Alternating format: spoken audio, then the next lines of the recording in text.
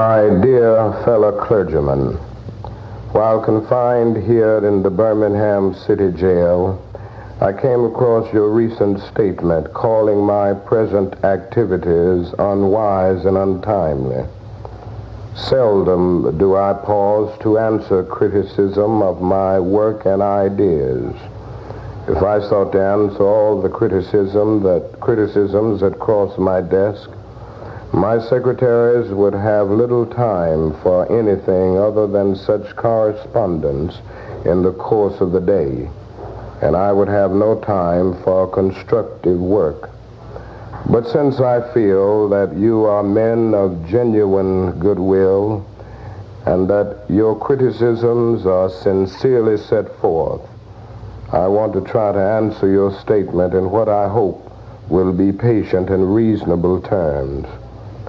I think I should indicate why I am here in Birmingham, since you have been influenced by the view which argues against outsiders coming in.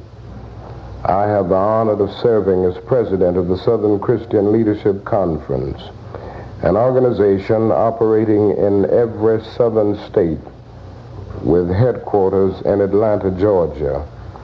We have some 85 affiliated organizations across the South, and one of them is the Alabama Christian Movement for Human Rights.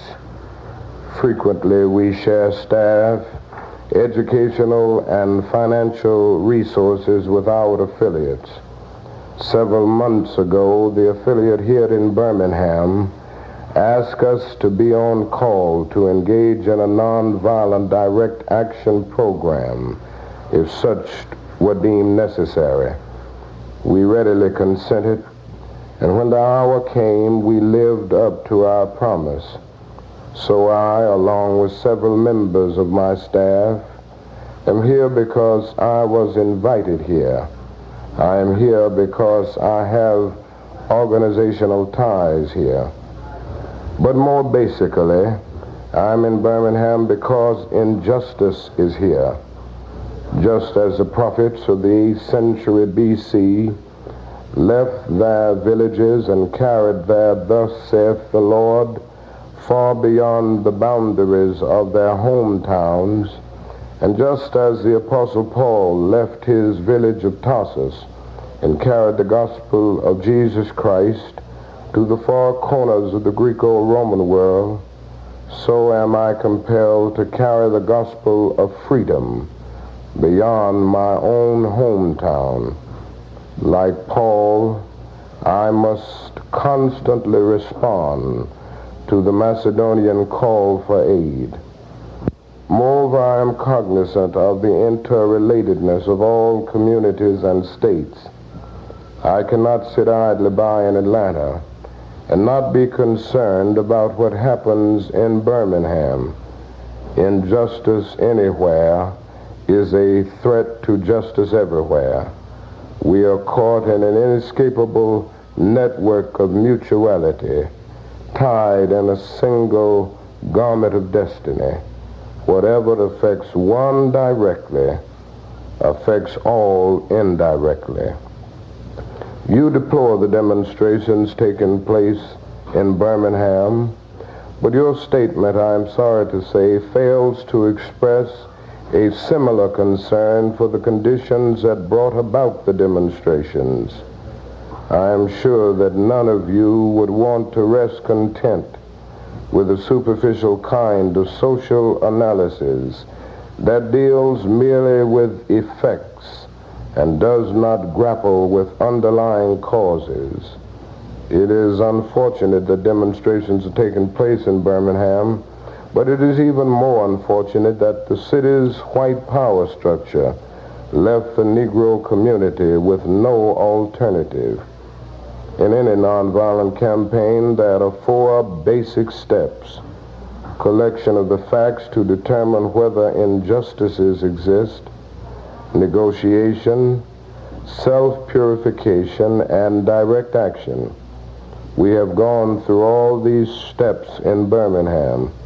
There can be no gainsaying the fact that racial injustice engulfs this community. Birmingham is probably the most thoroughly segregated city in the United States. Its ugly record of brutality is widely known. Negroes have experienced grossly unjust treatment in the court. There have been more unsolved bombings of Negro homes and churches in Birmingham than in any other city in the nation. These are the hard, brutal facts of the case. On the basis of these conditions, Negro leaders sought to negotiate with the city fathers, but the latter consistently refused to engage in good faith negotiation. Then last September came the opportunity to talk with leaders of Birmingham's economic community. In the course of the negotiations, certain promises were made by the merchants, for example, to remove the store's humiliating racial signs. On the basis of these promises, the Reverend Fred Shuttleworth and the leaders of the Alabama Christian Movement for Human Rights agreed to a moratorium on all demonstrations. As the weeks and months went by, we realized that we were the victims of a broken promise. A few signs, briefly removed, returned. The others remained. As in so many past experiences, our hopes had been blasted, and the shadow of deep disappointment settled upon us. We had no alternative except to prepare for direct action, whereby we would present our very bodies as a means of laying our case before the conscience of the local and the national community. Mindful of the difficulties involved, we decided to undertake a process of self-purification. We began a series of workshops on nonviolence, and we repeatedly asked ourselves, are you able to accept blows without retaliating?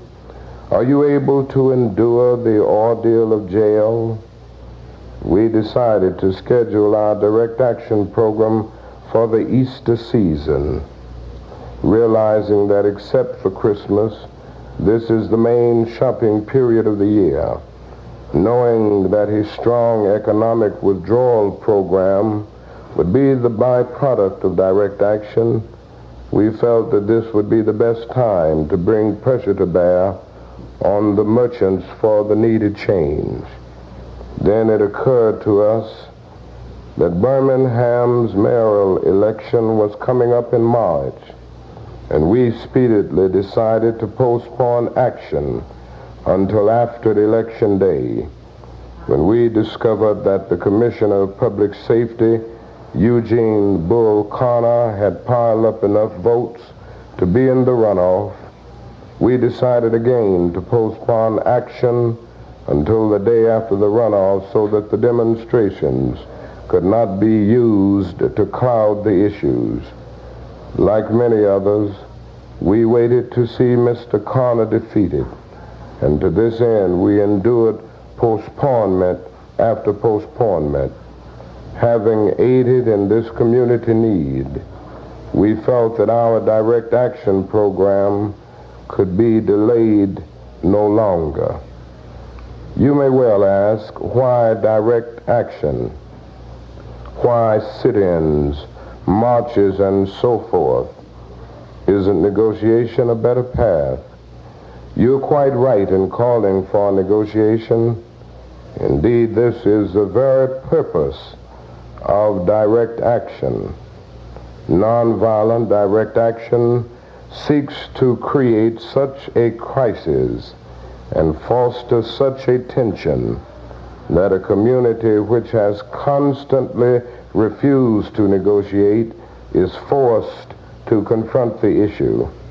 It seeks so to dramatize the issue that it can no longer be ignored. My citing the creation of tension as part of the work of the nonviolent resistor may sound rather shocking, but I must confess that I am not afraid of the word tension.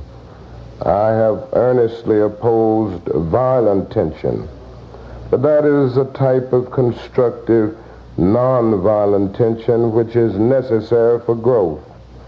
Just as Socrates felt that it was necessary to create a tension in the mind so that individuals could rise from the bondage of myths and half-truths to the unfettered realm of creative analysis and objective appraisal, so must we see the need for nonviolent gadflies to create the kind of tension in society that will help men rise from the dark depths of prejudice and racism to the majestic heights of understanding and brotherhood. The purpose of our direct action program is to create a situation so crisis-packed that it will inevitably open the door to negotiation. I therefore concur with you in your call for negotiation. Too long has our beloved Southland been bogged down in a tragic effort to live in monologue rather than dialogue. My friends, I must say to you that we have not made a single gain in civil rights without determined legal and nonviolent pressure. Lamentably, it is an historical fact that privileged groups seldom give up their privileges voluntarily. Individuals may see the moral light and voluntarily give up their unjust posture. But as Reinhold Niebuhr has reminded us, groups tend to be more immoral than individuals.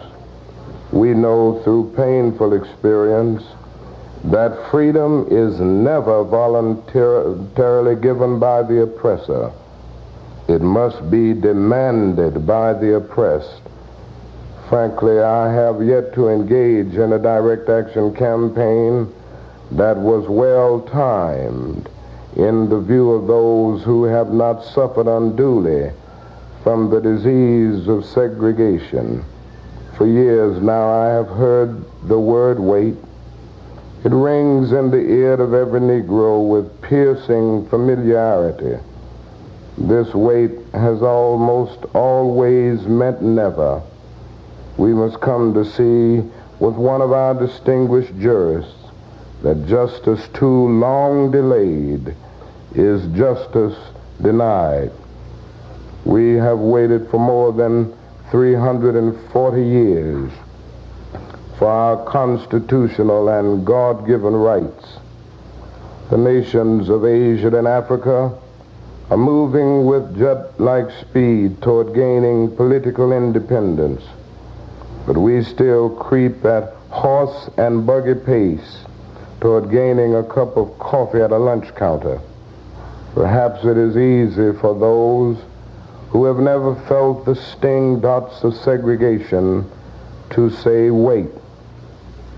But when you have seen vicious mobs lynch your mothers and fathers at will and drown your sisters and brothers at whim, when you have seen hate-filled policemen curse, kick, and even kill your black brothers and sisters, when you see the vast majority of your 20 million Negro brothers smothering in an airtight cage of poverty in the midst of an affluent society, when you suddenly find your tongue twisted and your speech stammering as you seek to explain to your 6-year-old daughter why she can't go to the public amusement park that has just been advertised on television, and see tears welling up in her eyes when she is told that Funtown is closed to colored children, and see ominous clouds of inferiority beginning to form in her little mental sky, and see her beginning to distort her personality by developing an unconscious bitterness toward white people.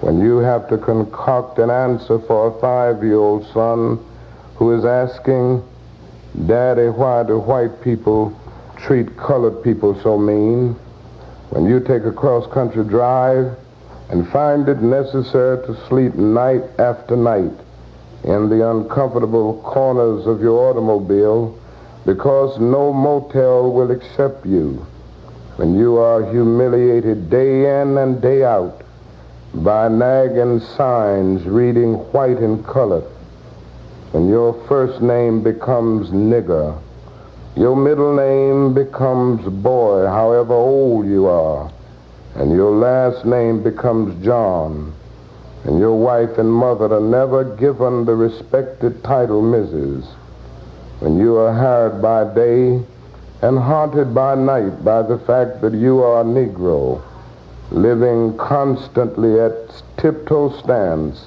never quite knowing what to expect next, and are plagued with inner fears and outer resentments, when you are forever fighting a degrading and degenerating sense of nobodiness, then you will understand why we find it difficult to wait. There comes a time when the cup of endurance runs over, and men are no longer willing to be plunged into the abyss of despair. I hope, sirs, you can understand our legitimate and unavoidable impatience. You express a great deal of anxiety over our willingness to break laws. This is certainly a legitimate concern, since we so diligently urge people to obey the Supreme Court's decision of 1954 outlawing segregation in the public schools. At first glance, it may seem rather paradoxical for us consciously to break laws.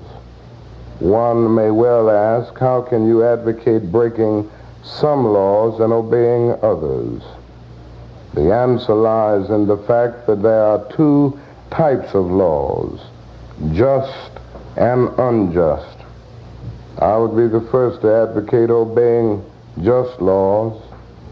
One has not only a legal but a moral responsibility to obey just laws. Conversely, one has a moral responsibility to disobey unjust laws. I would agree with St. Augustine that an unjust law is no law at all. Now, what is the difference between the two? How does one determine whether the law is just or unjust? A just law is a man-made code that squares with the moral law or the law of God. An unjust law is a code that is out of harmony with the moral law. To put it in the terms of St. Thomas Aquinas, an unjust law is a human law that is not rooted in eternal and natural law. Any law that uplifts human personality is just. Any law that degrades human personality is unjust. All segregation statutes are unjust because segregation distorts the soul and damages the personality. It gives the segregator a false sense of superiority and the segregated a false sense of inferiority. Segregation, to use the terminology of the Jewish philosopher Martin Buber, substitutes an I-it relationship for an I-thou relationship and ends up relegating persons to the status of things. Hence, segregation is not only politically, economically, and sociologically unsound, it is morally wrong and sinful. Paul Tillich has said that sin is separation, is not segregation, an existential expression of man's tragic separation, his awful estrangement, his terrible sinfulness. Thus, it is that I can urge men to obey the 1954 decision of the Supreme Court, for it is morally right, and I can urge them to disobey segregation ordinances, for they are morally wrong. Let us consider the more concrete expression of just and unjust laws. An unjust law is a code that a numerical or power majority group compels a minority group to obey, but does not make binding on itself. This is difference made legal. But by the same token, a just law is a code that a majority compels a minority to follow, and that is, it is willing to follow itself. This is sameness made legal. Let me give another explanation.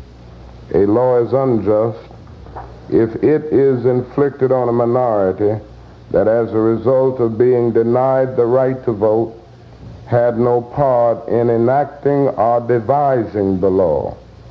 Who can say that the legislature of Alabama, which set up that state's segregation laws, was democratically elected? Throughout Alabama, all sorts of devious methods are used to prevent Negroes from becoming registered voters. And there are some counties in which, even though Negroes constitute a majority of the population, not a single Negro is registered. Can any law enacted under such circumstances be considered democratically structured?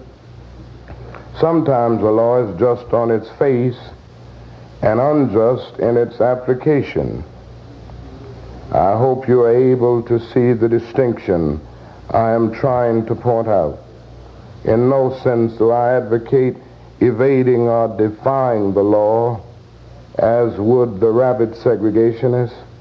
That would lead to anarchy. One who breaks an unjust law must do so openly, lovingly, and with a willingness to accept the penalty.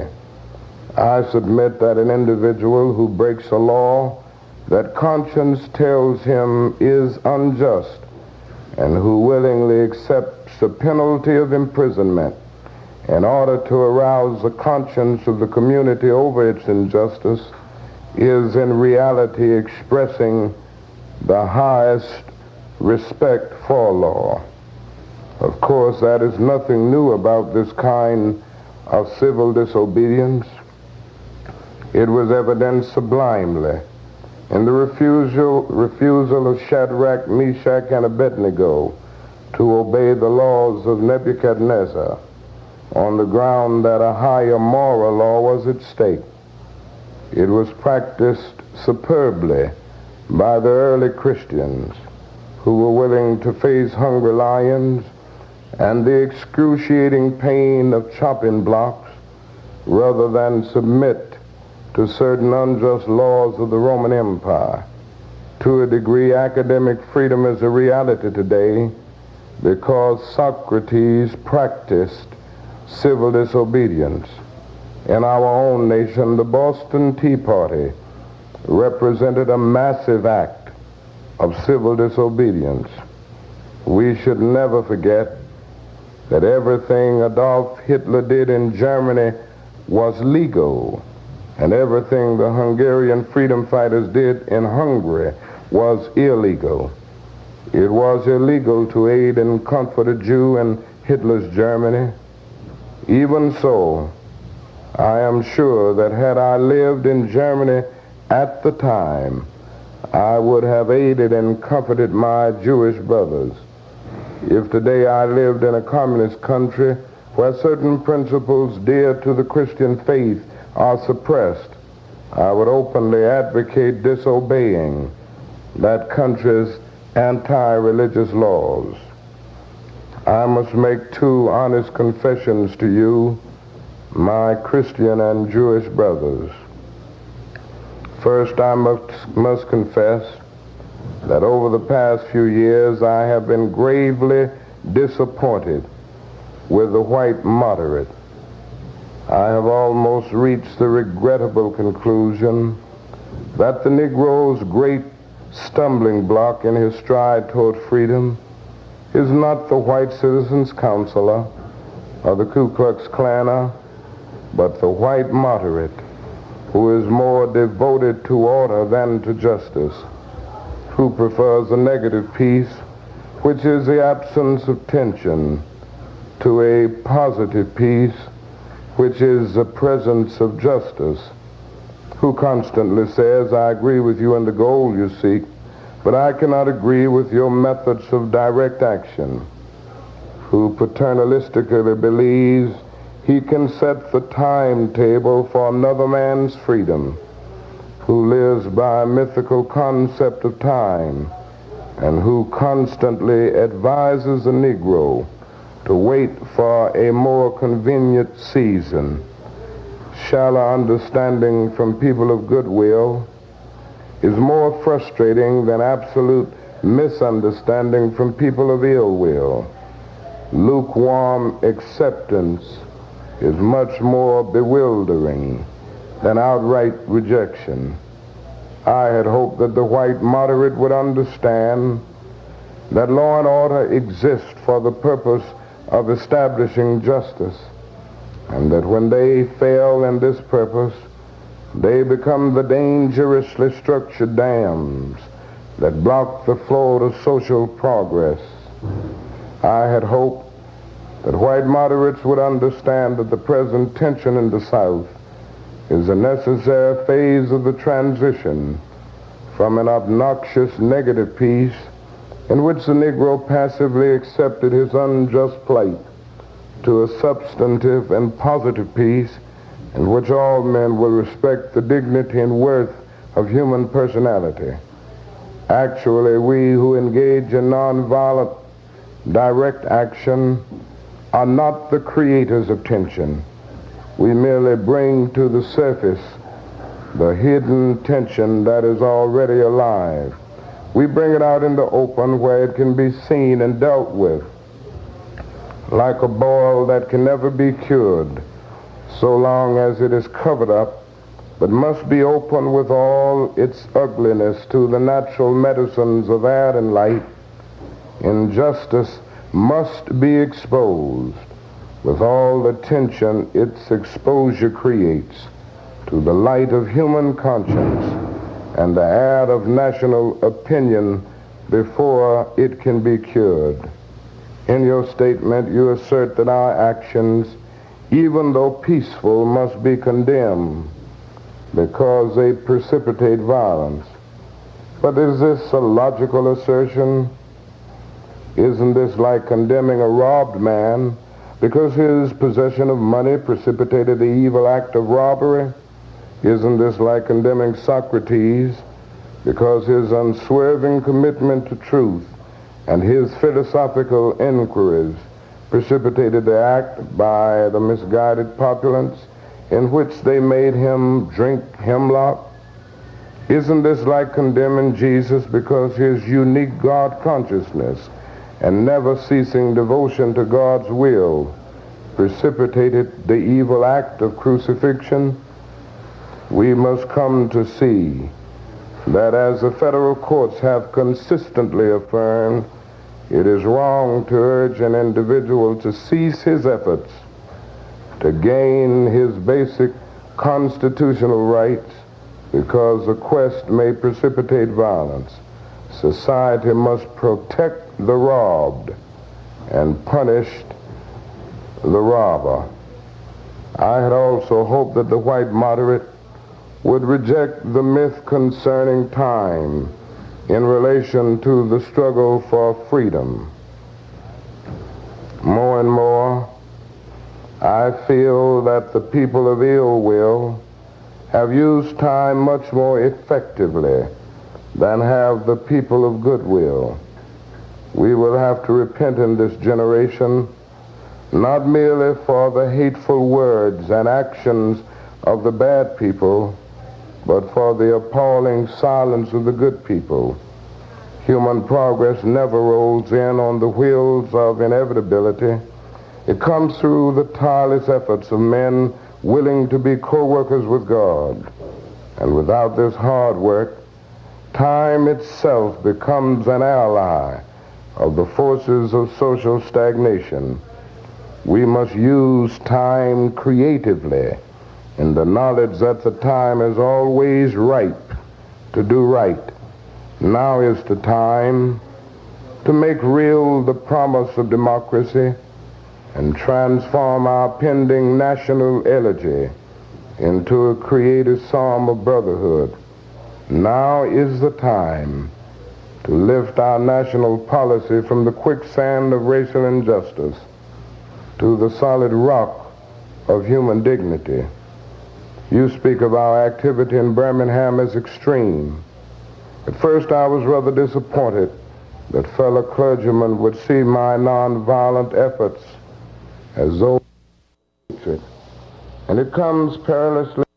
One is a force of complacency, made up in part of Negroes who, as a result of long years of oppression, are so drained of self-respect and a sense of somebodyness that they have adjusted to segregation, and in part of a few middle-class Negroes who, because of a degree of academic and economic security, and because in some ways they profit by segregation, have become insensitive to the problems of the masses.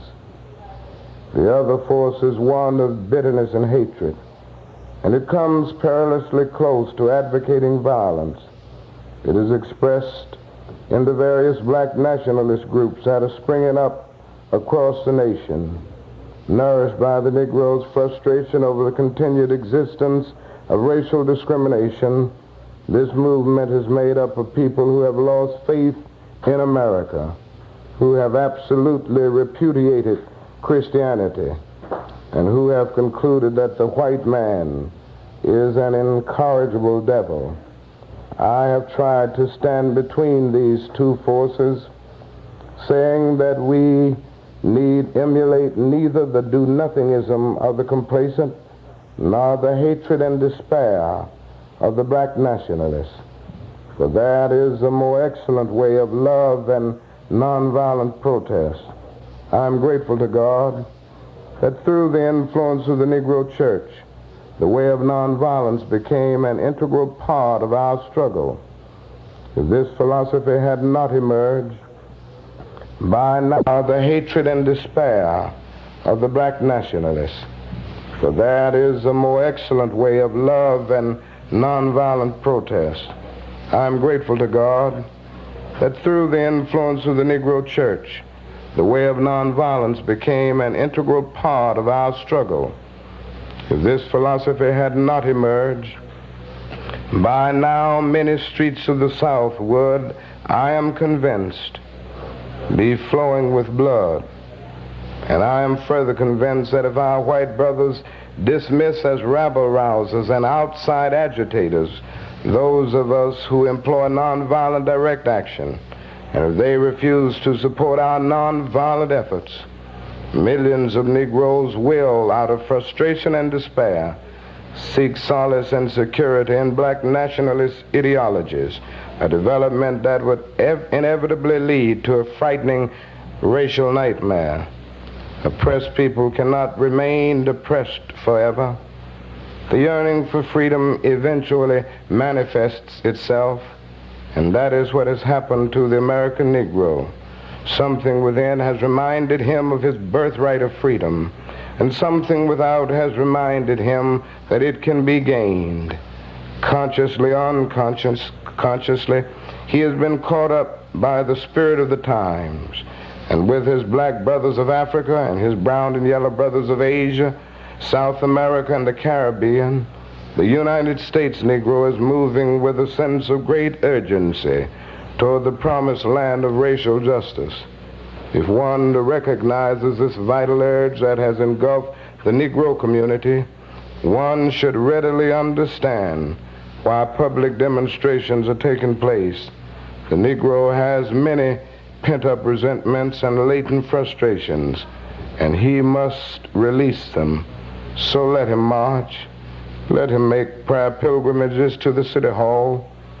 Let him go on freedom rides and try to understand why he must do so.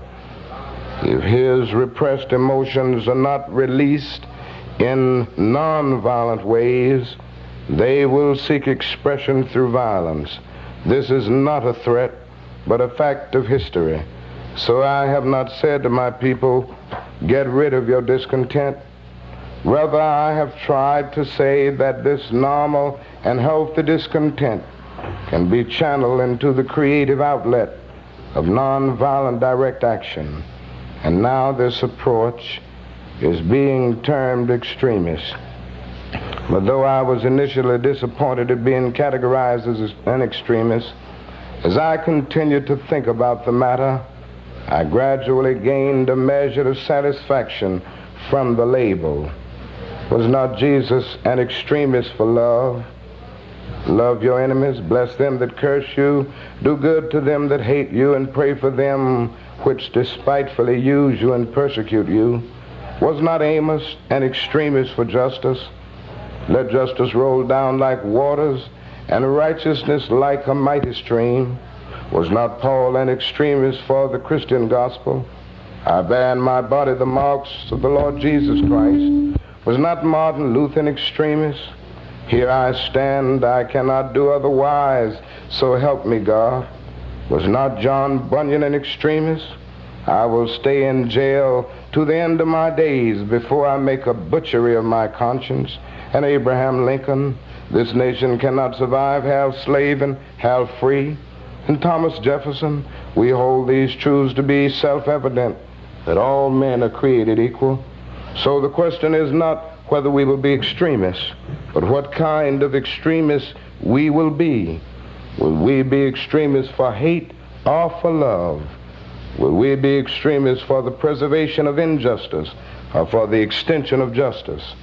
In that dramatic scene on Calvary's Hill, 3 men were crucified. We must never forget that all 3 were crucified for the same crime, the crime of extremism. 2 were extremists for immorality, and thus fell below that environment. The other, Jesus Christ, was an extremist for love, truth, and goodness, and thereby rose above his environment. Perhaps the South, the nation, and the world are in dire need of creative extremists. I had hoped that the white moderate would see this need. Perhaps I was too optimistic. Perhaps I expected too much. I suppose I should have realized that few members of the oppressor race can understand the deep groans and passionate yearnings of the oppressed race, and still fewer have the vision to see that injustice must be rooted out by strong, persistent, and determined action. Let me take note of my other major disappointment. I have been so greatly disappointed with the white church and its leadership. Of course, there are some notable exceptions, and I am not unmindful of these. But despite these notable exceptions, I must honestly reiterate that I have been disappointed with the church. I do not say this as one of those negative critics who can always find something wrong with the church. I say this as a minister of the gospel who loves the church, who was nurtured in its bosom, who has been sustained by its spiritual blessings, and who will remain true to it as long as the cords of life shall lengthen. When I was suddenly catapulted into the leadership of the bus protest in Montgomery, Alabama a few years ago, I felt we would be supported by the white church. But this never came through.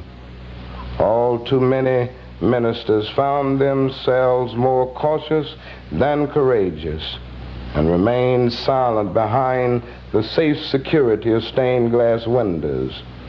In spite of my shattered dreams, I came to Birmingham with the hope that the white religious leadership of this community would see the justice of our cause and with deep moral concern would serve as a channel through which our just grievances could reach the power structure.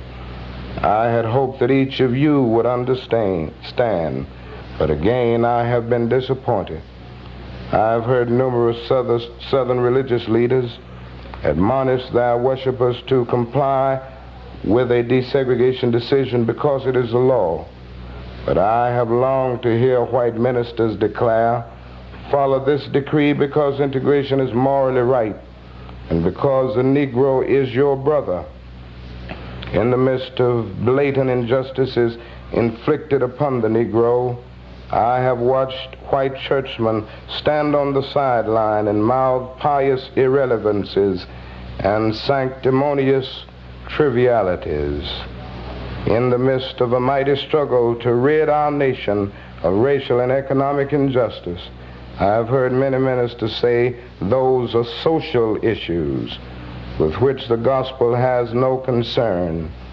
I have traveled the length and breadth of Alabama, Mississippi, and all the other southern states on sweltering summer days and crisp autumn mornings. I have looked at the South's beautiful churches with their lofty spires pointing heavenward. I have beheld the impressive outlines of her massive religious education buildings. Over and over, I have found myself asking, what kind of people worship here? Who is our God? Where were their voices when the lips of Governor Barnett dripped with words of interposition and nullification? Where were they when Governor Wallace gave a clarion call for defiance and hatred? Where were their voices of support when bruised and weary Negro men and women decided to rise from the dark dungeons of complacency to the bright hills of creative protest? Yes, these questions are still in my mind. In deep disappointment, I have wept over the laxity of the church, but be assured that my tears have been tears of love. There can be no disappointment where there is not deep love. Yes, I love the church. How could I do otherwise? I am in the rather unique position of being the son, the grandson, and the great-grandson of preachers. Yes, I see the church as the body of Christ, but oh, how we have blemished and scarred that body through social neglect and through fear of being nonconformists. There was a time when the church was very powerful, and the time when the early Christians rejoiced at being deemed worthy to suffer for what they believe. In those days, the church was not merely a thermometer that recorded the ideas and principles of popular opinion. It was a thermostat that transformed the mores of society. Whenever the early Christians entered a town, the people in power became disturbed and immediately sought to convict the Christians for being disturbers of the peace and outside agitators. But the Christians pressed on in the conviction that they were a colony of heaven, called by God to obey God rather than man. Small in number, they were big in commitment. They were too God intoxicated to be astronomically intimidated. Things are different now. So often the contemporary church is a weak, ineffectual voice with an uncertain sound. But the judgment of God is upon the church as never before. If today's church does not recapture the sacrificial spirit of the early church, it will lose its authentic ring and forfeit the loyalty of millions and be dismissed as an irrelevant social club with no meaning for the 20th century. Perhaps I have once again been too optimistic. Is organized religion too inextricably bound to the status quo to save our nation and world? Perhaps I must turn my faith to the inner spiritual church, the church within the church, as the true ecclesia and the hope of the world. But again, I am thankful to God that some noble souls from the ranks of organized religion have broken loose from the paralyzing chains of conformity and joined us as active partners in the struggle for freedom. They have left their secure congregations and walked the streets of Albany, Georgia with us. They have gone down the highways of the South on tortuous rides for freedom.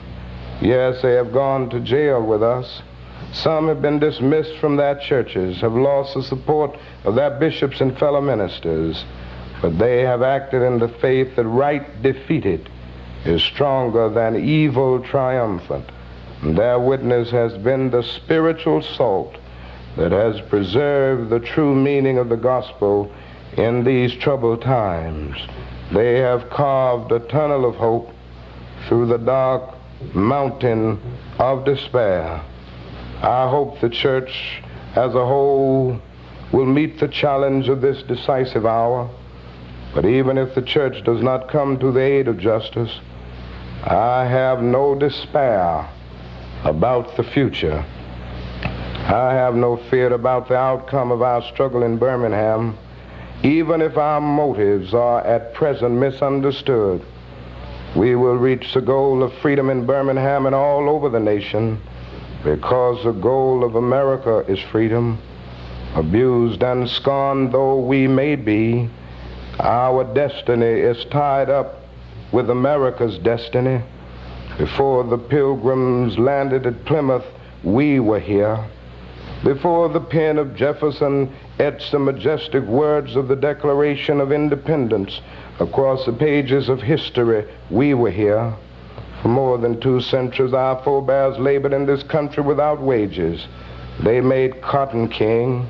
They built the homes of their masters while suffering gross injustice and shameful humiliation. And yet out of a bottomless vitality, they continued to thrive and develop. If the inexpressible cruelties of slavery could not stop us, the opposition we now face will surely fail. We will win our freedom because the sacred heritage of our nation and the eternal will of the Almighty God are embodied in our echoing demands. Never before have I written so long a letter. I'm afraid it is much too long to take your precious time. I can assure you that it would have been much shorter if I had been writing from a comfortable desk. But what else can one do when he is alone in a narrow jail cell other than write long letters, think long thoughts, and pray long prayers? If I have said anything in this letter that overstates the truth and indicates an unreasonable impatience, I beg you to forgive me. If I've said anything that understates the truth and indicates my having a patience that allows me to settle for anything less than brotherhood, I beg God to forgive me. I hope this letter finds you strong in the faith. I also hope that circumstances will soon make it possible for me to meet each of you, not as an integrationist or as a civil rights leader, but as a fellow clergyman and a Christian brother. Let us all hope that the dark clouds of racial prejudice will soon pass away and the deep fog of misunderstanding will be lifted from our fear-drenched communities, and in some not too distant tomorrow, the radiant stars of love and brotherhood will shine over our great nation with all their scintillating beauty. Yours for the cause of peace and brotherhood, Martin Luther King, Jr. Surrender for arrest, and we felt that some things needed to be said to the press, and since it is our understanding that the Birmingham police officials will be on the plane with us and we'll be arrested before we get on the ground, we felt that we should have the press conference here. This is the Reverend Wyatt T. Walker, who is pastor of the Canaan Baptist Church of New York City and an aide to Governor Rockefeller. He was the executive director of the Southern Christian Leadership Conference at the time of our arrest in Alabama in 1963 for violating what we considered an unjust and illegal injunction. The Reverend Ralph Abernathy is the other person who will be going in. He has been for many years my closest associate in this struggle. We shared many jails together, so this is not a new experience for us. He is the vice president and treasurer of the Southern Christian Leadership Conference. And then Reverend A.D. King, who is the other person who will be arrested, at that time was pastoring the First Baptist Church in Birmingham and Inslee. And he is now the pastor of the Zion Baptist Church of Louisville, Kentucky.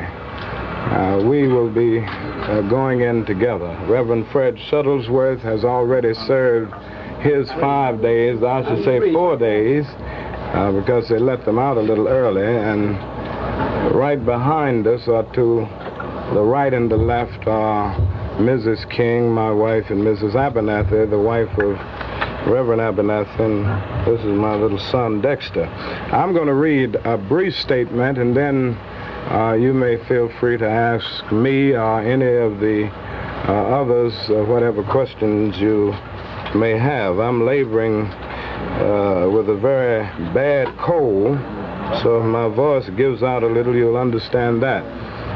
It is with mixed emotions that I return to Birmingham to serve this 5-day sentence for insisting upon our right to peacefully protest the brutal and unconstitutional treatment of Negroes in that city. I am happy to serve this 5-day sentence, as I have been happy to enter the jails for the freedom of my people on many occasions. Certainly 5 days in jail is a small price to pay for the unity which came to our nation in the March on Washington, the Civil Rights Act of 1964, and the events which led to an end to Southern legal segregation, all of which grew out of the Birmingham movement.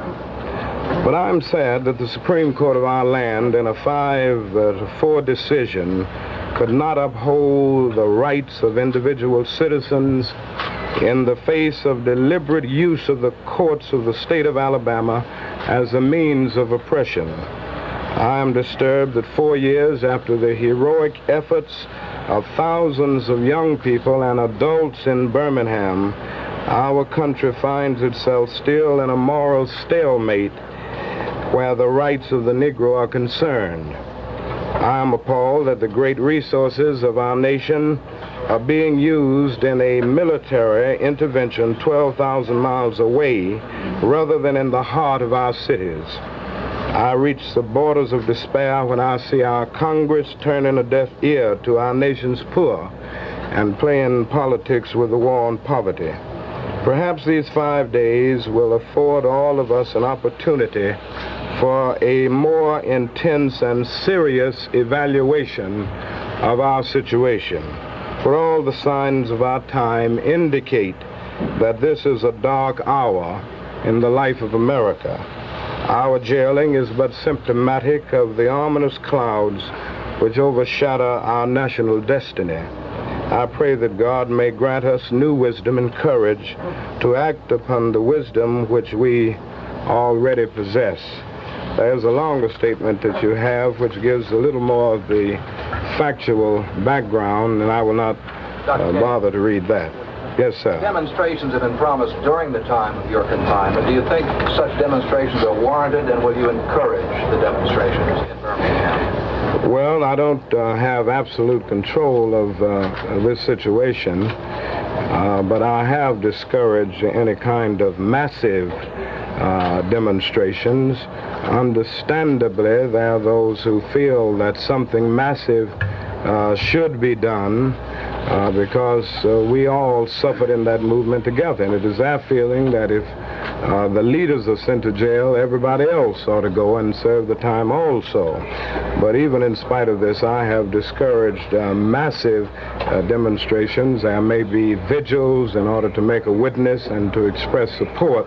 But as far as massive demonstrations, I have discouraged this. I can't promise that they won't take place because I'll be in jail, but I haven't encouraged it. What do you plan to do during the 5-day period, Dr. King? How do you plan to pass time, and will you do any writing specifically? Well, I'm not sure about that. Writing for me always grows out of an inner feeling of a need to do it.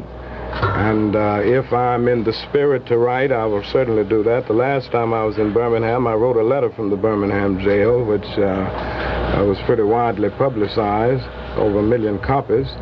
And it may be that I find myself writing another letter from the jail. The other thing is that I'm way behind in my reading, and I hope the officials will not deprive me of the opportunity of reading some of the books that I'm carrying along. So I would say mainly I will be reflecting, meditating, reading, and probably writing a little bit. To whom are you likely to write a letter?